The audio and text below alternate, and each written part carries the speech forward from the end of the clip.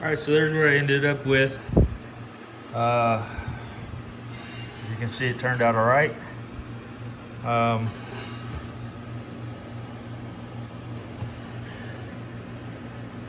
no means perfect.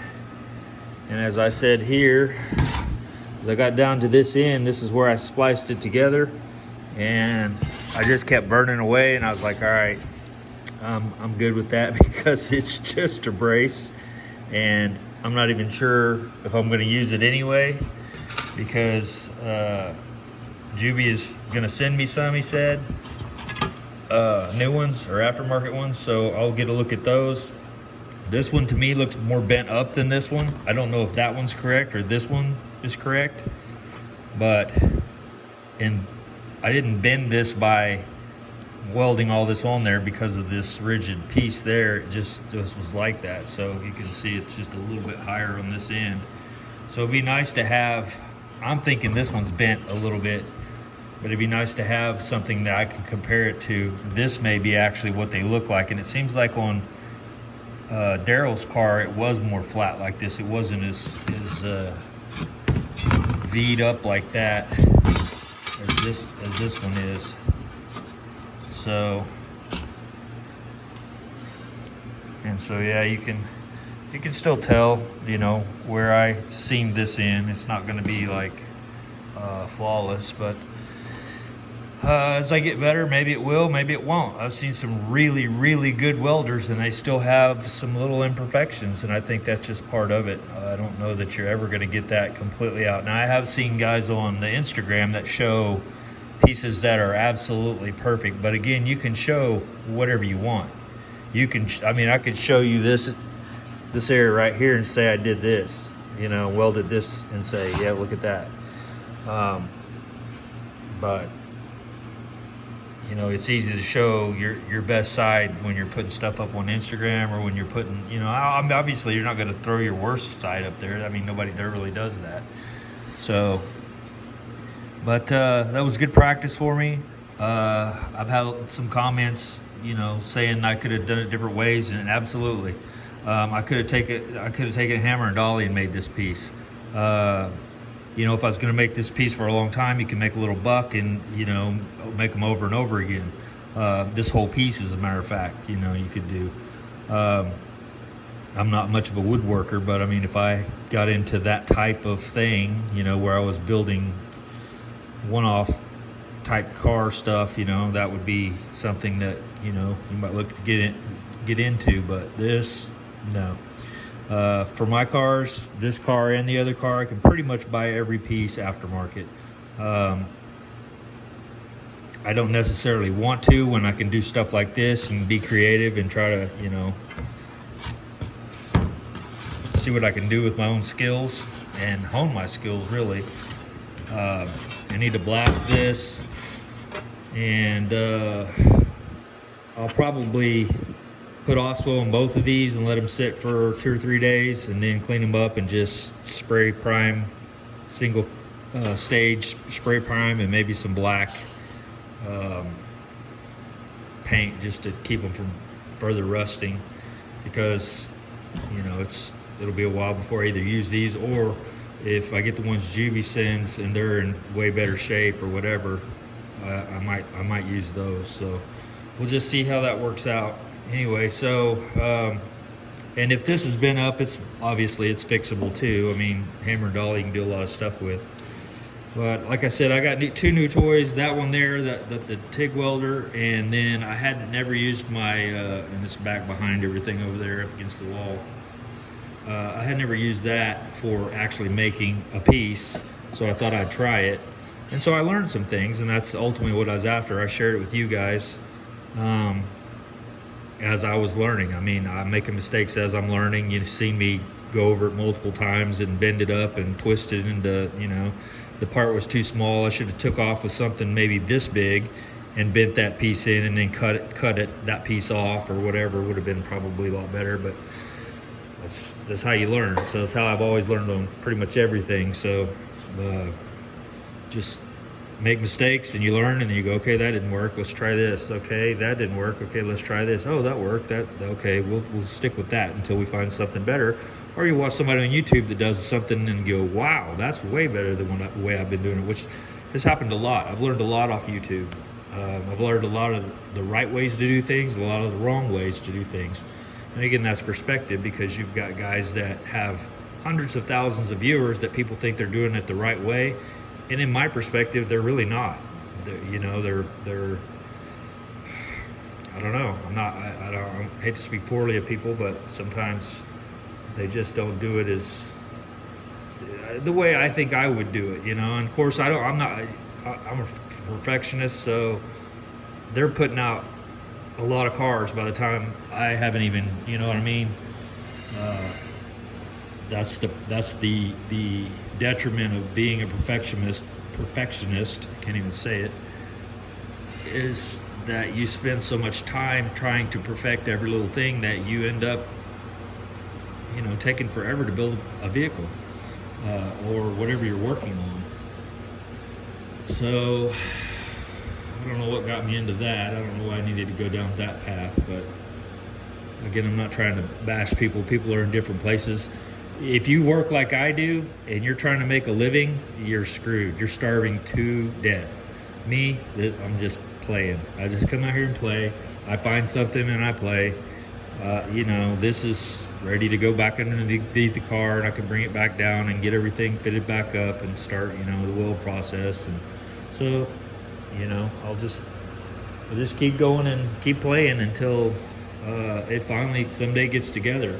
But till then, I'm just out here goofing off. So anyway, cleaned up shop a little bit, got that one table picked up, or actually both tables, and I need to get rid of the prime weld box. I like to keep those boxes for a while just in case they need to be shipped back. Say that welder goes bad, they're going to want you to ship it back in the box. So I think I might put that up here in the attic, because it's warranted for like 3 years. So if anything goes bad, I think they just had you ship it back, and they ship you another one, from my understanding, in that 3-year period. So yeah, I'm not going to make this video long because I'm really not doing anything other than just showing you what I finished up. I posted that on Instagram already, and so a lot of you that follow me on Instagram know that I had finished that. And so yeah, no big deal. But yeah, that's it. I said I'm probably going to put some OSFO on those, kill all that. Well, I'll blast that first and then put OSFO on it. Anyway, just the process I'm going to do. And I might once over this again, make sure I've got all my holes popped and everything's ready to be before I put my torque boxes back on. Make sure everything's prepped up right. I kept these, and so I may be able to come back in there once I get, this is fitting pretty tight, but this has got a big opening. So once I get that welded in there, I may be able to come back in and fit that up a little closer, and maybe cut a piece out of there and do something like that. Kind of close that back up a little bit. I don't know. We'll just have to see. So, but yeah, I don't throw much away because you never know when you're going to need something like that. So, and I did cut that a little wider because I thought I was going to get in here and weld at some point. I think I was even going to open it up wider than that and then bring this back in and put it back in. But anyway, that's about it. It's too wet to sandblast. Oh, I did order some wheels. They came in. They're 8-inch casters with pneumatic tires. So I can go ahead and start making the jig for that. It's gonna be super simple. It's gonna be a box, and I'm gonna put the wheels on it. I'm gonna drop that thing down on top of that box and roll it out back and blast it. Probably when I'm done, I'll bring that back in and cut the jig apart. That thing's really not very heavy. I probably won't weld it together very much, so I'll just be able to cut that steel apart and reuse it. At least that's my thought anyway. I said that I can't imagine. I could probably pick that car up and carry it out there right now just by standing in the middle of it, because there's really not much to it. I mean, it's just something that might be the heaviest part, but the rest of this, I mean, there's literally nothing there. It's just sheet metal. So, yeah. Also, I said I was gonna make this video long, but we made a pretty bad car wreck. Had one person ejected and one person trapped, and so they had to use the jaws of life. We don't have jaws on our truck, another company does. They came out, and I love sawzalls. I can use sawzall and cut the A and B pillar, which is if you don't know, you got a post here, you got a post that comes up here, and then you cut up there and you can flap the roof over. Well, so we brought our sawzall because that's what we have on our truck. There's only certain trucks have jaws units on them, so because they're so expensive, everyone can't have them. And we don't make as many car wrecks where I'm located as people are out by the highway. So the companies out by the highway have the jaws units. But anyway, you could take a sawzall and zip through this in like 15, 20 seconds, something like that. Well, this was a Dodge Charger SRT, and man, we had so many people out there working on it, and they were, the guy's leg was trapped between the seat, and they couldn't push the seat back, and it was just a major pain for him to try to get him out. And at one point, the chief was out there, and he said, "Hey, just flap the roof, and so we can get in there and maybe try to get the seat slid back somehow or whatever, because you couldn't get in. The other side was all crushed up and messed up." And so one of the guys got a sawzall, and I was standing next to him, and I thought, this will be fast because I've done it before. And he went to cutting this side. They were over there working on that with the jaws. He went to cut this side, and it starts sparking. I mean, just sparking like crazy. And I'm thinking, man, that's kind of strange. And I got to thinking, that might be that high-strength steel. And so it wore out one blade completely. So we grabbed another blade. He put it on there. He got almost all the way through it, but still didn't get through it. Got another sawzall blade, went ahead and got all the way through it, but it took a really long time. And from my understanding, I talked to a guy the next morning that used to work at Rescue, and he said some of the jaws units now can't even, some of the older models of the jaws units can't even cut this new ultra high strength steel. So they're having to make super strong jaws for them that they'll shear through that stuff.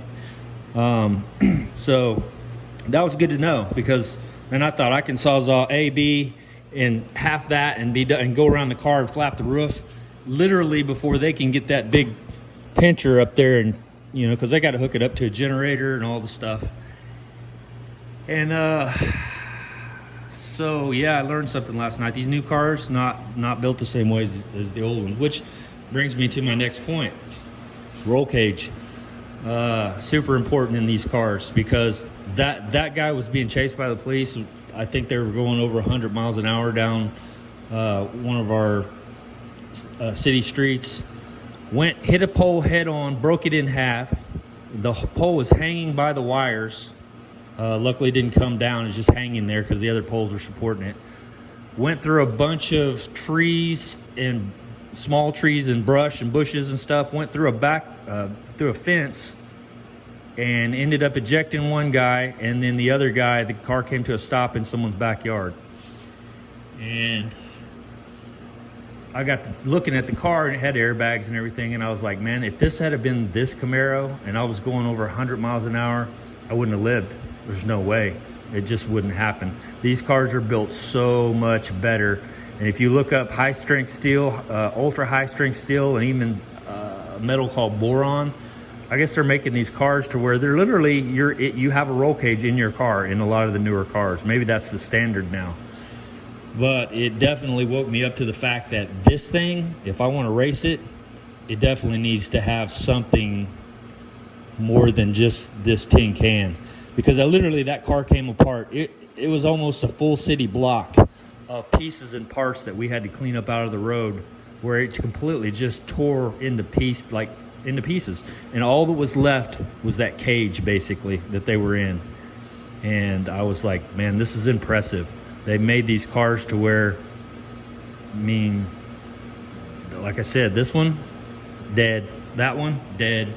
Just there's no way you're gonna live through this. This is gonna crumple like a pop can. And so also maybe study up on regular mild steel versus chromoly steel, which is stronger and lighter per the size of it type deal. And what kind of cage do I want? Do I want a chromoly cage? And you got a TIG weld chromoly, so I'm gonna have to get a lot better at TIG welding before I do that. And now's a good time to start thinking about a cage. So yeah, there's just a lot. And that kind of woke me up, because this mild steel here is just gonna bend up, which is funny, because another thing they tell you is when you're, because I thought, okay, if I have to weld this, what kind of wire do you use? Well, you have to TIG it, and you use mild steel that's the preferred steel to weld chromoly tubing together. Because I was thinking, well, you use chromoly, right, or something similar.